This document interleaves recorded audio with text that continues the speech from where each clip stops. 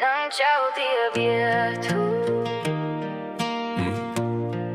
min lan chung xin Riang sira min lo no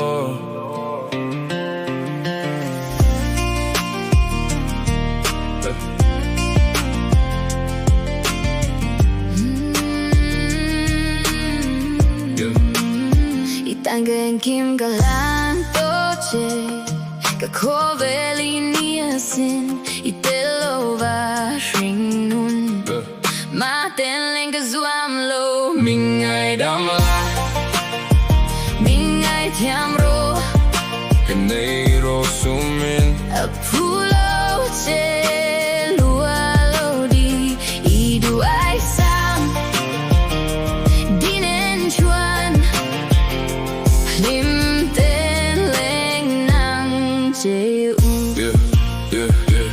Never saw it coming, then you walked into my life. Turn my cloudy skies into a sunrise shining bright. Every little smile got my heartbeat out of line. Now you're the only melody that's playing in my mind. You don't need diamonds, you don't need a crown. Just the way you laugh lifts my whole world off the ground. From strangers to a story that I'll never let go.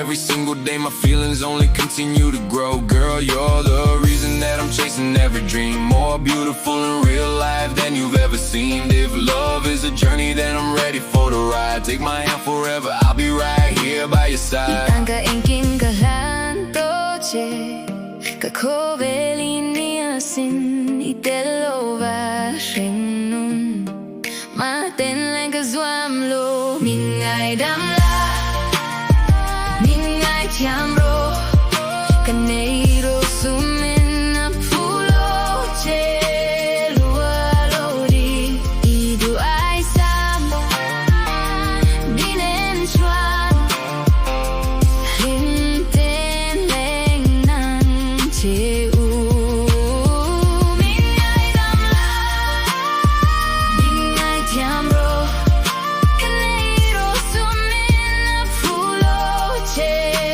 lua lo di I du ai sam dinen chuan lim ten leng nang che u nang trao tia bia thu